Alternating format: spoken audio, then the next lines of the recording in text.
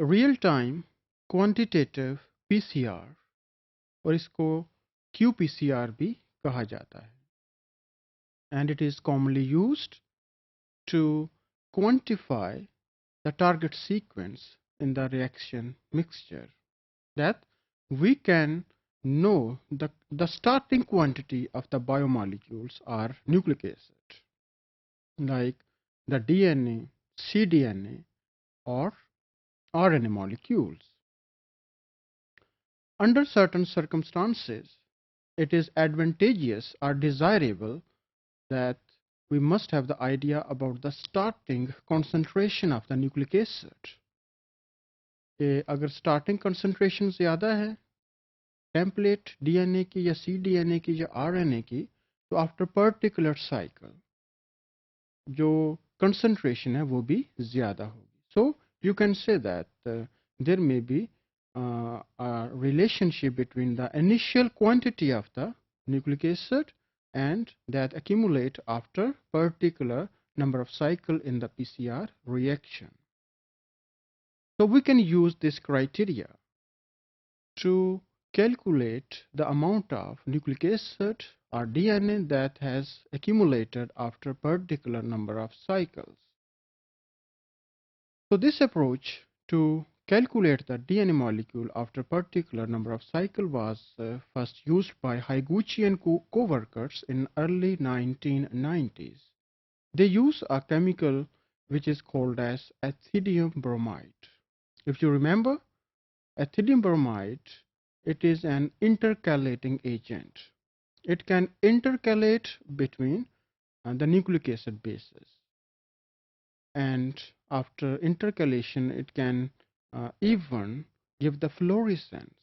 So it is highly specific to bind with the double-stranded DNA molecule. ये जो ethidium bromide है, ये double-stranded DNA molecule के साथ bind करती है. और जब DNA के fragment synthesize होते हैं after each PCR reaction, तो इसकी binding भी साथ साथ increase होती रहती है. और after each cycle of the PCR जो इसकी जो एमिशन है वो भी रिकॉर्ड होती रहती है. जितनी ज़्यादा एमिशन होगी एथिडियम ब्रोमाइड की या इसकी फ्लोरेसेंस की तो उतना ही हम कह सकते हैं कि हर साइकिल के बाद डीएनए की जो कंसंट्रेशन है वो इंक्रीज कर गई है.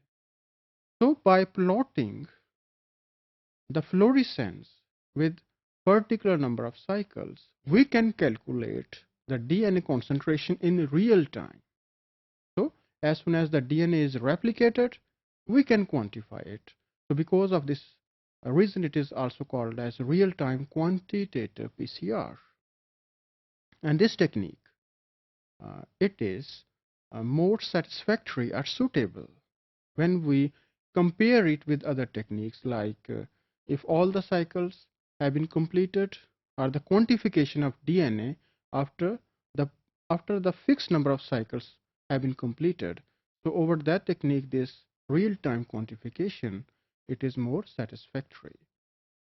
At the same time, I would like to add one point that this real-time quantitative PCR, sometimes students or some workers, they can confuse it with RT reverse transcriptase PCR, but this is not the situation. Although RT-PCR, it can also be used in the quantification of RNA by using competitor RT-PCR, but this real-time quantitative PCR, it is only primarily used to quantify the nucleic acid.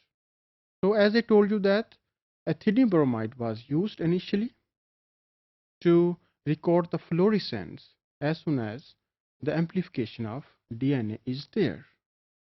But it has certain disadvantages or limitation that it can give fluorescence for both specific or non-specific molecules. To overcome this problem, DNA probes were used.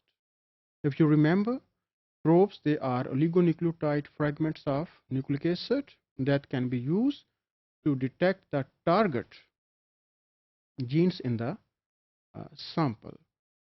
So in this case, this DNA probe, it is labeled with two dyes are reported system.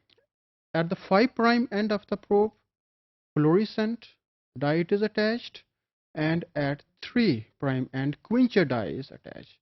Now, what is the role of quencher at the 3' end of the probe? So, suppose if it is a probe at 5' end, fluorescent dye is there, here quencher is there, and quencher, because of the close proximity with the fluorescent dye, it can absorb its radiation so that fluorescence it is not recorded. Now, what is the mechanism to generate the fluorescence as soon as the new fragment of DNA they are generated during the PCR reaction? The mechanism is that this probe will bind at least downstream of one of the primer. If primer bind here, it will bind downstream to one of the primer. When Taq polymerase will start its amplification, the fluorescent dye it is cleaved. As soon as it is cleaved, it will record a fluorescence.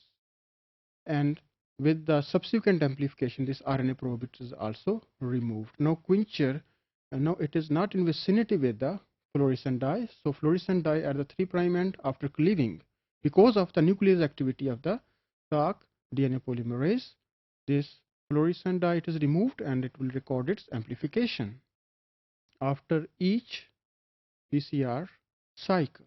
So in this way, more fluorescence, the more the accumulated DNA concentration. So what is the basic mechanism in case of quantitative PCR? Here in this diagram, you can see that here primer at the 5' end or 3' end with the template DNA, and probe it is binding here. It is having a reporter system at 5' end and quencher at 3' end of the probe. Now, if polymerization is there, then what will happen? This reporter dye it is being removed by the nuclease activity of the system, and in the next step here it is removed. Now it is free from the quencher, it will record the fluorescence and complete polymerization is there. So after each subsequent amplification, one can say that the amount or the concentration of DNA it will increase. It is the most satisfactory technique to quantify the DNA molecule.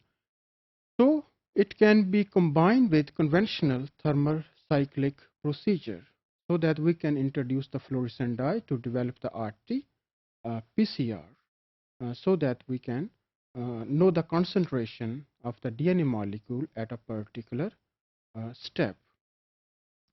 So this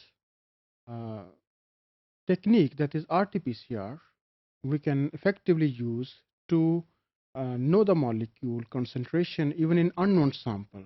And here we can generate the standard curve with known concentration of DNA, and then the concentration of the DNA molecule in unknown material, it can also be calculated.